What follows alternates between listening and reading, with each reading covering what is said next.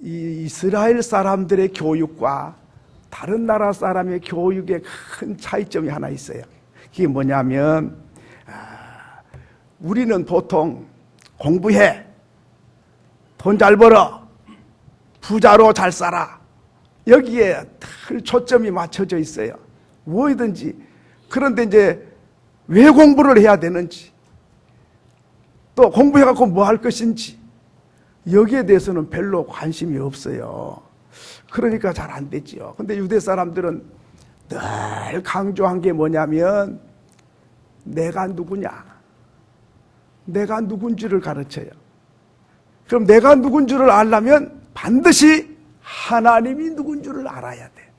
하나님이 누구신지, 그 다음에 내가 누군지를 알아야. 하나님을 모르면 네 자신을 알라고 그래서 연구를 해도 내가 누군지를 모르는 거예요. 하나님을 알게 나면 내가 누군지를 알죠. 그래서 이스라엘 사람들은 오전 내내 학교에서 하나님이 누구시며 내가 누군지 이걸 공부를 해요. 그럼 내가 누군 줄을 알면 내가 무엇을 해야 될 줄을 알게 되는 거죠. 내가 우리 집의 가장이다 그러면 그걸 알면 가족의 생계를 책임져야 된다, 이걸 알게 되고 어떻게 하면 책임질까 이걸 느끼죠. 마찬가지로 나는 아기 엄마다 그러면 아기를 어떻게 잘 키워야 될까 이게 아는 거죠. 나는 이 주인을 섬기는 종이다 그러면 어떻게 주인을 기쁘게 잘 섬겨야 될까 이걸 아는 거죠. 내가 누군 줄을 모르면 무엇을 해야 될 줄을 몰라가지고 종이 주인 노릇을 하고 있기도 하죠. 오늘 성경도 마찬가지입니다. 로마서 1장 1절부터 11장까지 내용이 뭐냐면 내가 누구냐 하는 것을 말씀합니다. 내가 누구냐, 내가 누구냐.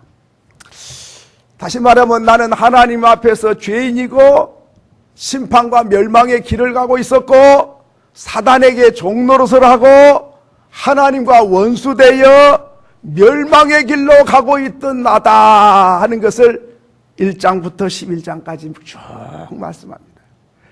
반드시 죄인이고 죄인은 심판받아야 된다. 그런데 하나님의 아들 예수님이 이 땅에 오셔서 나의 죄짐을 대신 지고 십자가에 피 흘려 죽으셔서 우리 죄값을 다 치르시고 우리 죄인을 의인 만드시고 심판받을 죄인을 하나님 자녀가 되고 천국 백성 만들어 주셨다.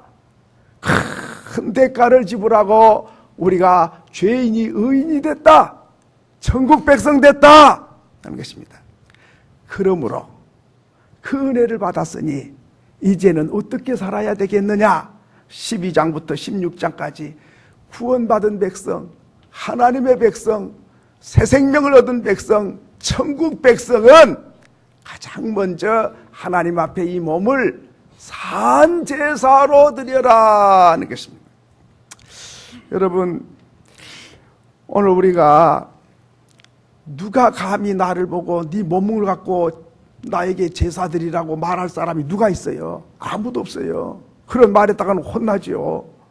그런데 우리의 생명을 구원하신 하나님께서 값없이 구원해 줬다. 내 아들 목숨 바치고 피 흘려서 죄값을 치렀다. 그러니 네 것이 아니고 이제는 내가 피값 주고 샀으니 나에게 은혜를 보답하는 길이 네 몸으로 나에게 산제물로 드리는 것이다. 고린도전서 6장 19절로부터 20절의 말씀이 바로 그것입니다. 한번 같이 읽겠습니다. 시작. 너희 몸은 너희가 하나님께로부터 받은 바 너희 가운데 계신 성령의 전인 줄을 알지 못하느냐. 너희는 너희 자신의 것이 아니라 값으로 산 것이 되었으니 그런즉 너희 몸으로 하나님께 영광을 돌리라.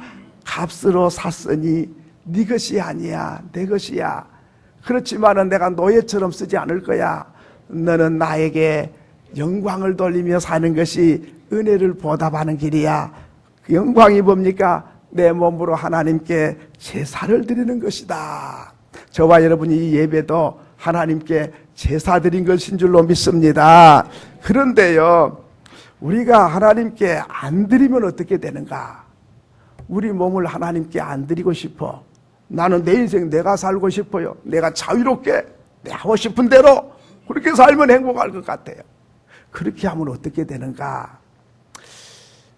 누구든지 하나님께 몸으로 바쳐서 하나님을 기쁘게 하든지 안 드리고 가만히 있는 것이 아니라 내 하고 싶은 대로 하면 사단이 나를 끌고 자기의 종노릇을 시키게 돼 있어요. 가운데가 없어요. 하나님께 제물이 되든지 사탄의 종살이를 하든지. 자, 그러면 창세기 4장 4절로 5절 말씀을 한번 읽겠습니다. 시작. 아벨은 자기도 양의 첫 새끼와 그 기름으로 드렸더니 여호와께서 아벨과 제물을 자, 여기 중요하죠. 아벨과 그의 제물은 받으셨다. 그러니까 제물만 받은 게 아니죠. 예배만 받은 게 아니라 아벨을 받고 제물 받았다. 우리로 말하면 예배도 받으시고 우리 몸도 받으셨다. 그런데 가인은 어떻게 됐죠? 가인 한번 읽어보겠습니다. 5절 시작. 가인과 그의 제물은 받지 아니하신지라. 자, 보세요. 가인의 제사만 받지 않는 게 아니고 가인을 안 받으니까 제사도 안 받으셨어요. 이게 참 중요합니다. 그러면 안 받으면 어떻게 되죠? 가인이 몹시 어땠다? 분했고 안색이 변했다. 하나님께 몸이 안 드려지니까 어떤 결과가 옵니까? 분노가 끓어오르고 안색이 변했어요. 안색만 변한 게 아니죠. 8절을 보면 어떤 결과가 옵니까? 8절 시작. 가인이 그 아우 아벨에게 말하고 그들이 들에 있을 때에 가인이 그의 아우 아벨을 쳐 죽인지라. 여기서 중요한 걸 보였죠. 하나님께 예배를 하나님께 드릴 뿐만 아니라 내 몸까지 하나님께 드려지면 하나님이 영광을 받으시는데 제물을 안 받고 예배도 안 받으시니까 내 몸도 하나님이 안 받으면 내가 불행해지잖아요. 얼굴이 밝아야 되는데 안색이 변했어요. 기뻐야 되는데 분이 끌어올라왔어요. 얼마나 분노가 끌어올랐으면 자기 동생인 아벨을 쳐서 안매장을 시킵니다. 그러니까 내 몸과 마음과 정성이 하나님께 바쳐지지 않으면 나도 불행하고 살인죄를 지어서 심판의 대상이 돼버린 거죠. 그렇기 때문에 오늘 우리가 우리 몸으로 하나님께 산 제물이 되면 산 제사를 드리면 하나님이 영광이 되고 내가 행복해지고 기쁨이 충만해지죠. 근데 하나님께 안 드리면 내 마음대로 산 것 같은데 그게 아니고 안색도 변하고 마음의 분노가 끌고 사람을 죽이는, 이래서 하나님께 내 몸이 안 바쳐지면 죄의 도구가 되고 사단의 도구가 되고 이렇게 악한 병기로 쓰여진다 하는 것입니다. 그렇기 때문에 오늘 우리가 하나님께서 네 몸으로 나에게 산 제물로 드려라, 그것은 하나님만을 위해서가 아니라 그것이 너가 행복해지는 길이고 너가 기쁜 길이고 네가 천국을 누리는 길이야, 그것이 바로 살 길이야 하는 것이죠. 그렇기 때문에 하나님께서는 우리를 핏값을 주고 샀기 때문에 너는 내 노예가 돼, 너는 내 시킨 대로 해, 안 그러면 가만히 안 둘 거야, 이렇게 폭력적으로 억압적으로 강압적으로 우리를 짓눌리고 내 자유를 빼앗으려고 네 몸으로 나에게 제사드리란 게 아니고 너는 거룩한 핏값을 주고 산 하나님의 백성이야. 그러니까 이제는 사단에게 끌려가면 안 돼, 죄의 종노릇 하면 안 돼, 죄의 도구가 되면 안 돼. 너는 행복한 사람 돼야 돼. 그러려면 몸과 마음을 바쳐 하나님께 제사드리고 하나님께 예배하기를 즐거워하면 하나님도 영광이 되고 네가 행복해지는 거야. 믿으시면 아멘. 그렇기 때문에 하나님께 몸으로 산 제사 드린다고 하는 것은 엄청난 복이에요. 여러분이 이렇게 주일날 오셔서 몸과 마음을 다해서 예배를 하잖아요.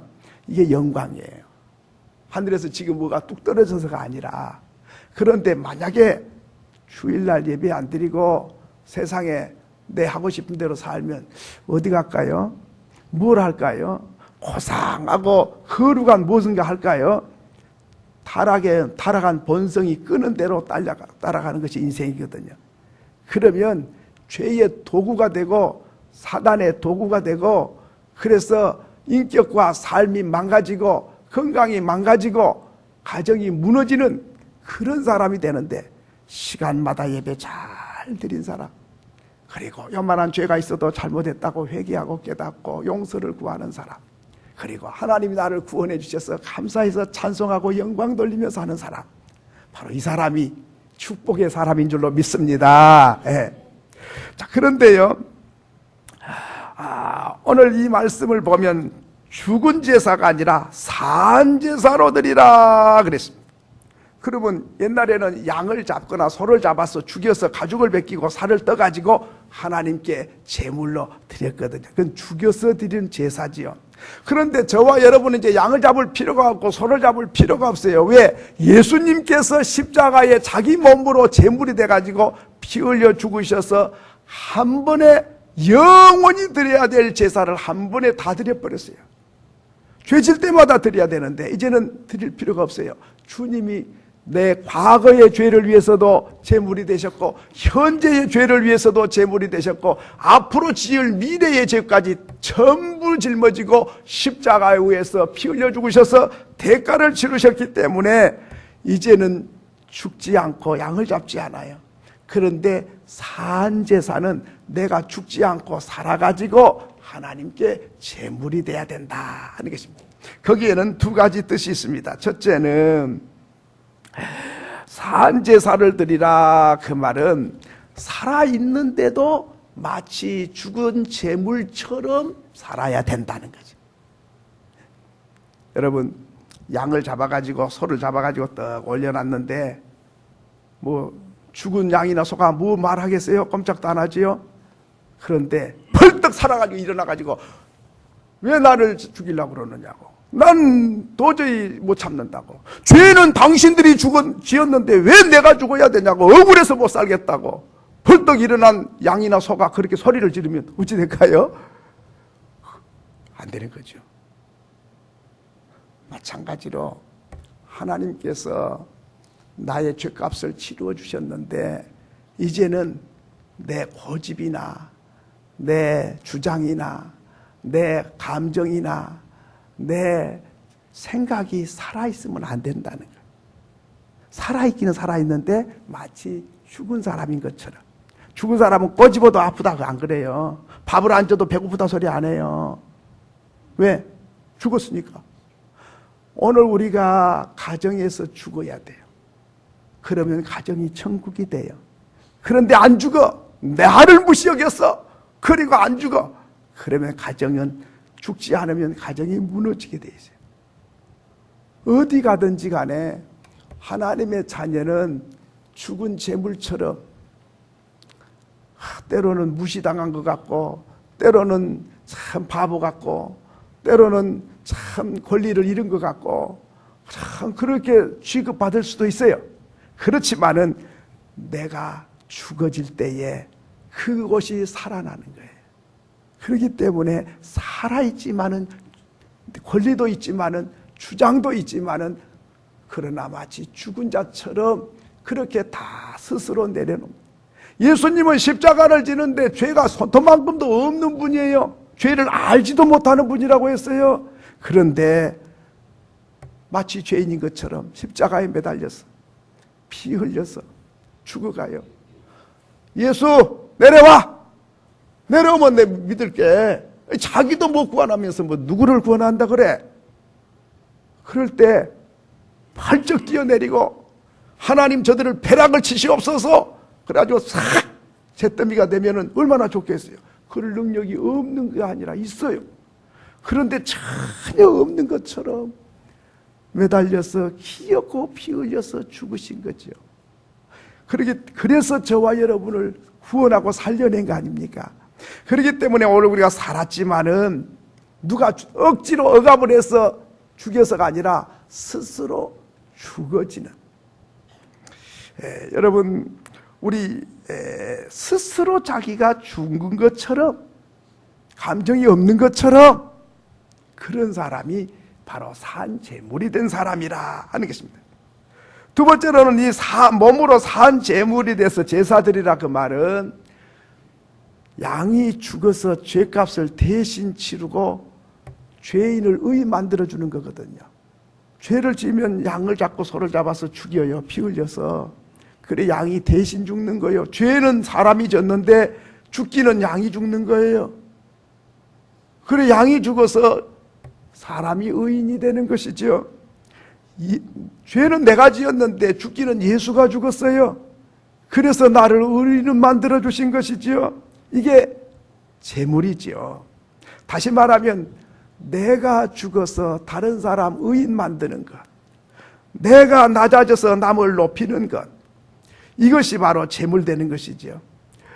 오늘 우리가 살아서 내 주변 사람들을 살리기 위해서 내가 살아야 된다.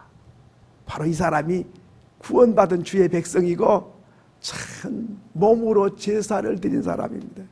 너 죽고 나 살자, 이게 세상 사람의 가치인데, 오늘 우리 몸으로 산 제물이 된 사람은 내가 죽어서 당신이 산다면 내가 죽겠습니다. 내가 낮아져서 당신이 높아진다면 내가 낮아지겠습니다. 내가 죄인 돼서 당신이 의로워진다면 내가 죄인 되겠습니다. 이게 바로 산 제물이 된 사람들입니다. 바로 그 사람이 예수 닮은 사람이죠. 죄는 내가 지었는데 주님이 죄인 돼갖고 십자가에 못 박아 죽었잖아요. 그러니까 오늘 나를 그렇게 구원하셨기 때문에 이제는 내가 또 다른 사람을 살리기 위해서 살아가는 사람, 바로 그 사람이 몸으로 산 제사를 드린 사람이라 하는 것입니다.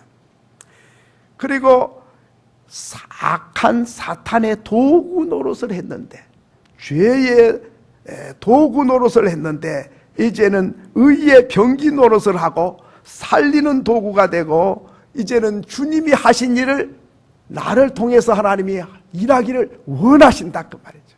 그러므로 우리가 이제 이렇게 예배를 드린 것만 산 제물이다, 예배 제사 드린 것처럼 우리가 제물이 돼서 예배를 드린다, 예배 1시간 딱 끝나면은 아유 예배 잘 드렸다 끝났다 하고 끝난 게 아니고, 내가 가정으로 돌아가고 직장으로 돌아가고 사회로 돌아가서 거기서 살아가지고 죽지 않고 살아있는데도 나를 통해서 다른 사람을 살리고, 나를 통해서 다른 사람에게 기쁨 주고, 나를 통해서 다른 사람에게 희망을 주고, 나를 통해서 다른 사람에게 살맛 나게 해주는 사람이 바로 몸으로 산 제사 드린 사람이다.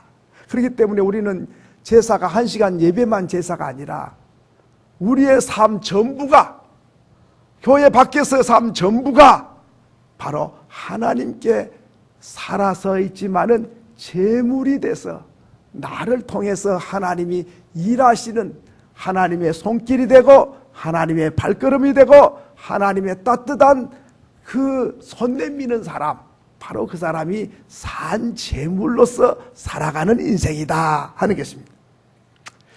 이제 두 번째로는 마음을 새롭게 함으로 변화를 받아야 된다 그랬습니다. 너희는 이 세대를 본받지 말고, 다시 말하면 제물이 되려면 이대로는 제물이 될 수가 없죠. 그래서 이 세상 사람 가치관 가지고는 제물이 안 된다 이 말이에요. 이 세상 사람들의 기준으로는 제물이 안 된다 이 말이죠. 이 세상 사람들의 그 패턴 갖고는 안 된다 이 말이에요. 그러려면 내 마음이 새롭게 변화를 받아야만이 하나님이 기뻐하는 산제사가 된다 하는 것입니다. 그럼 내 마음을 어떻게 하면 새롭게 변화가 될 수 있을까 하는 거죠. 여러분, 어떻게 하면 마음이 새롭게 변화가 될까요? 이건 수양을 하면 될까요? 안 되는 거예요. 무슨 공로를 세우면 마음이 새로워질까요? 안 되는 거예요. 뭐 노력을 하면 내 마음이 새 사람이 될까요? 안 되는 거예요. 금식 기도를 많이 하면 내 마음이 새 사람이 될까요? 아니에요. 나도 내가 싫어요. 이 생각, 이런 모습으로 사는 게 나도 내가 싫어. 그런데 바꿀 수가 없어요. 나를 어떻게 바꿉니까? 내가 내 자신을 어떻게 새롭게 합니까? 할 수가 없어요. 단 한 가지 길이 있습니다. 그게 뭐냐면 예수님을 오시도록 마음을 열면 주님이 마음에 들어오셔서 그분이 내 안에 왕이 되시고 그분이 내 안에 주인이 되실 때에 내 마음이 새롭게 바뀌게 되는 줄을 믿습니다. 이게 중요해요. 나는 왜 안 된가 모르겠어. 그냥 죄 안 지려고 해도 또 지게 되고 그냥 이런 마음 안 가지려고 해도 자꾸 이런 생각이 들고 왜 그럴까? 기도를 작게 해서 그럴까? 그게 아니고 주님이 내 안에 왕이 아직 안 된 거예요. 내가 아직 왕이야. 내 안에 주인이 되셔야 되는데 내가 아직 주인이에요. 이러니까 내 마음이 새롭게 변화가 안 되는 거예요. 자, 삭개오가 있습니다. 이 사람은 세리장입니다. 남의 세금 많이 받아다가 1,000만 원 받아가지고 500만 원 내 주머니에 넣고 500만 원은 로마에다가 바치고 뭐 그래도 누가 뭐라 할 사람이 없었어요. 그러니까 세금 많이 받는 사람, 이 세리들을 허간한 도둑이다 그랬어요. 그런데 세리장까지 올라갔어요. 그러니까 얼마나 많은 부자가 됐는지 몰라요. 부자는 됐는데 존경하는 사람은 아무도 없어요. 왜? 저거 절반은 다 훔쳐먹은 거야. 저거 도둑놈이야. 이렇게 손가락질 하니까 사람들이 눈빛이 곱지 않잖아요. 그러면 사람이 밥만 먹는다고 삽니까? 존경을 받고 인정을 받아야 되는데 부자기는 부자인데 아무도 존경한 사람이 없고 아무도 귀하게 여긴 사람이 없어요. 그런데 보니까 예수님은 돈 한 푼도 없는 것 같고 머리 둘 것도 없는 분인데 수많은 사람들이 존경하고 수많은 사람들이 경배하고 수많은 사람들이 따르는 거예요. 야, 나는 부자가 돼도 알아주지 않는데 저분은 어떻게 저렇게 인기가 좋을까? 나도 저분처럼 좀 인정 좀 받고 싶은데 어떻게 하면 될까? 궁금했어요. 근데 키가 또 작았어요. 예수님을 한번 만나고 면회를 한번 하려고 그랬는데 면회할 길이 없어요. 사람들을 틈을 바구니에 서 있는데 사람들은 다 키가 큰데 자기만 키가 작아요. 그리고 이렇게 보니까는 사람들의 엉덩이만 보이지 아무것도 안 보이는 거예요. 그리고 어떻게 해요? 그래서 예수님이 가시고 있는 방향을 길목에 앞에 저만큼 앞에 가서 길가에 있는 나무 가로수에 올라가 가지고 그 나뭇잎 사이로 예수님을 이렇게 물끄러미 쳐다봤어요. 참 무섭지요. 어른이 돼가지고 나무에 다람쥐처럼 올라가 가지고 나뭇잎 사이로 빼꼼하게 이렇게 쳐다보고 있는 게 얼마나 무섭습니까? 그런데 예수님은 그 마음을 아셨어요. 삭개오야 내려오너라. 오늘 내가 네 집에 들어가야 되겠다. 깜짝 놀랐어요. 누가 내 이름을 가르쳐 줬을까? 이 나뭇잎 사이에 숨어 있는데 나를 어떻게 알았을까? 누가 보고를 했을까? 말해준 사람도 없을 텐데 내 이름을 어떻게 알고 나를 부르며 나를 집에 오시겠다 그래. 다른 사람은 초청을 해도 도저히 시간이 없어 오시지도 못한 분인데 고간이 초청을 해도 못 가는 분인데 나 같은 죄인 집에 주님이 오시겠다 그러니까 너무 좋아서 나무에서 그냥 다람쥐처럼 빠르르 기어 내려와가지고 예수님 발을 잡고 자기 집으로 들어갔어요. 사람들이 다 소곤거렸어요. 저건 세리 중에 세리장인데 죄인 중에서도 큰 죄인인데 저런 죄인의 집에 예수님이 다 들어가시다니 세상에 어떻게 저런 일이 있나 이렇게 사람들이 수군거렸어요. 그런데 예수님 앞에 삭개오가 엎드렸어요. 예, 내가 훔친 거 4배나 다 갚겠습니다. 가난한 자들에게도 나눠주겠습니다. 그러니까 아직 나눠주지도 않았어요. 말로만 했어요. 그런데 예수님은 그 마음을 아시고 이 사람도 아브라함의 자손이로다. 아브라함은 믿음의 조상이지요. 이 사람이 구원받은 사람이라 그 말이에요. 하나님의 백성이다 그 말이에요. 천국 백성이다 그 말이지요. 의인이 됐다 그 말이에요. 사람들이 다 손가락질하는 죄인인 줄 알았는데 주님이 의인이다, 하나님 백성이다, 천국 백성이다 그렇게 말씀한 거예요. 왜 그래요? 살림을 뚝 잘라다 가난한 사람 많이 줘서 그렇습니까? 아니에요. 이쁜 구석이 있어서 그렇습니까? 아니에요. 예수님이 그 집에 들어오시면 죄인이 의인 된다는 사실을 말씀하고 있는 것입니다. 놀라운 일 아닙니까? 그렇습니다. 예수가 내 안에 들어오시면 죄인이 의인되고, 그리고 내 마음이 새로 변화를 받아요. 내 노력이나 내 공로가 아니라 예수께서 내 십자가에서 내 죄값 다 치르셨기 때문에 예수가 들어오시면 바로 내 마음은 변하기 싫어도 변해져 버리는 거예요.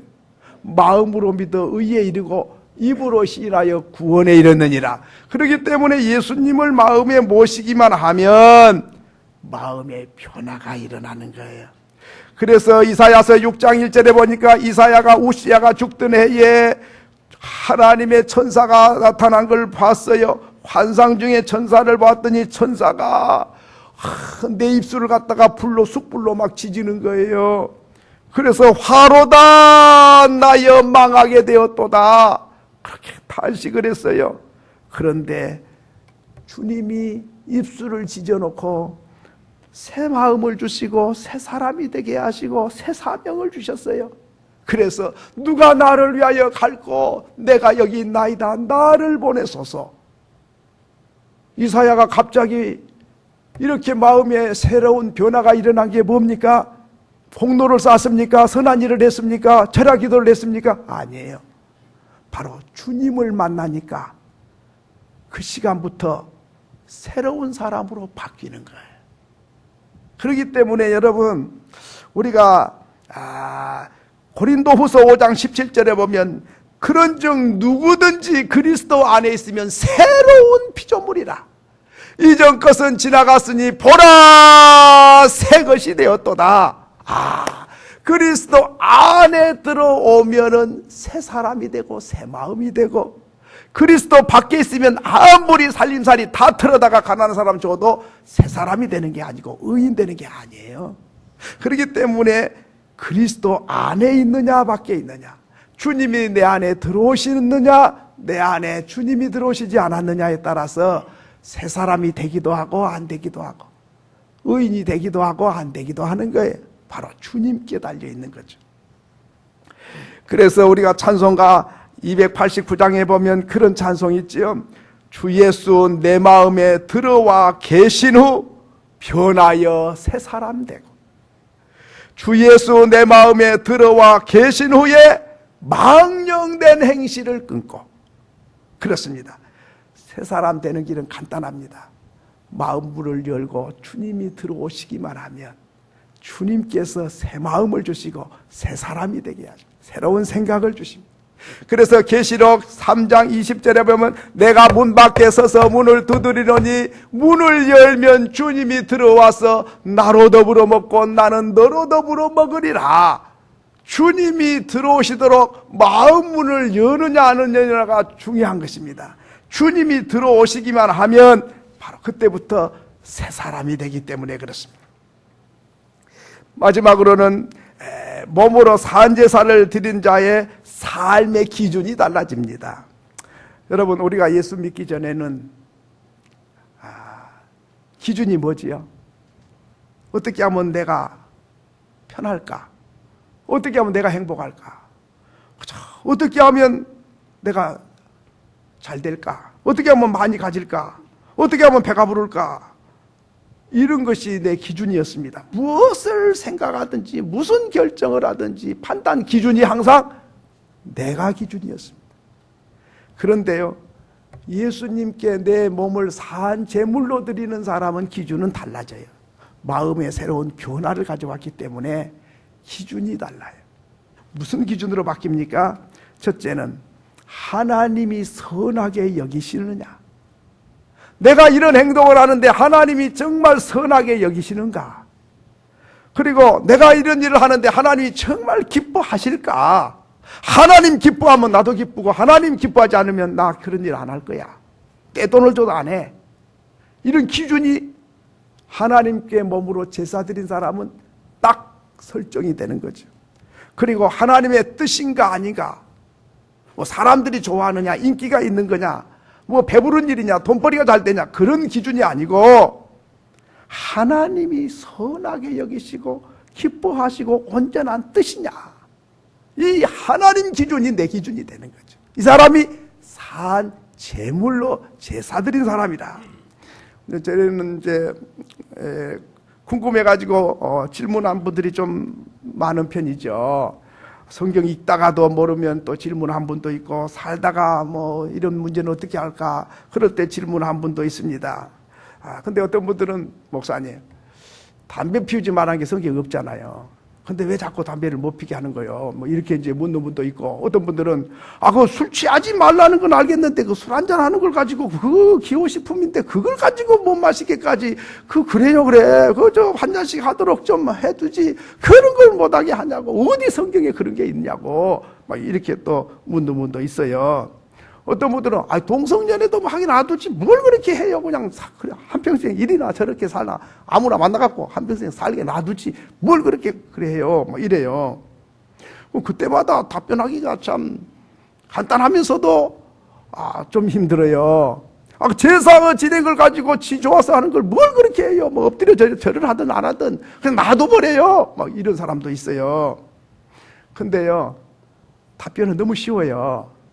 10,000가지 질문의 답변은 오늘 한 구절이에요. 담배 피우는 게 하나님이 기뻐하고 선하고 하나님 뜻이라고 생각하면 많이 피세요.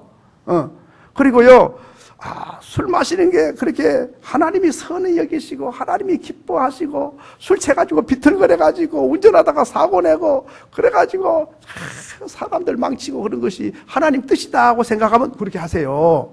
간단해요. 뭐 물어볼 거 몇 장 몇 절에 뭐 있냐 할 필요가 없어요. 동성연애가 하나님 뜻이다 생각되면 그렇게 하세요. 간단해요. 담배를 피워가지고 폐가 망가져도 그거 하나님이 선히 여기시고 하나님이 기뻐하는 일이다 싶으면 그렇게 하세요. 간단한 거예요. 뭘 물어봐요 자꾸. 이렇게 쉬운 게 어디 있습니까? 오늘 이 구절을 가만히 마음에 새기면요, 질문할 필요도 없어요. 뭐 물어볼 게 뭐 있습니까? 딱 엎드려서, 하나님, 내가 이런 일이 있는데 제사를 드려야 되는데 소 잡아드릴까요? 양 잡아드릴까요? 하나님 외에는 다른 신을 섬기지 말고 절하지 말라. 하나님 뜻이니라. 그렇구만요. 답이 그냥 나와버리잖아요. 자, 술 취해갖고 비틀거리는 것이 덕이 되고 유익이 되면 그렇게 하라. 그럴 거 아닙니까?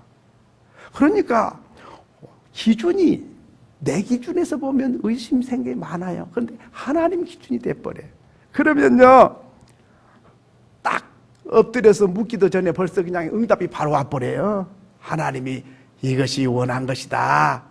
남녀를 만들어서 왜 애동산에 뒀냐. 동성연애가 하나님 뜻이면 남자만 2명 만들어 놨을 거야. 그런데 이렇게 한 게 하나님 뜻 아니냐. 딱 답이 나와버리잖아요. 여러분, 이제 말씀을 맺습니다. 나 같은 죄인을 죄값을 치르시고 의인 만드시고 하나님 자녀로 삼아주셨습니다. 천국 백성을 삼아주셨습니다. 그런데 이제 하나님의 그 태산 같은 은혜를 받았는데 어떻게 그 은혜를 보답할까요? 노동자가 돼갖고 노동을 많이 해야 보답이 된 게 아니라 내 몸을, 살아있는 몸을 가지고 산 제물로 드리는 생활을 해라. 그 산 제물이 뭡니까?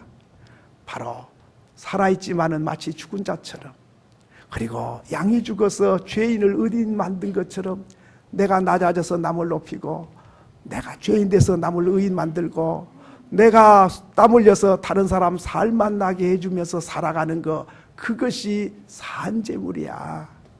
그리고 기준이 바뀐 거야.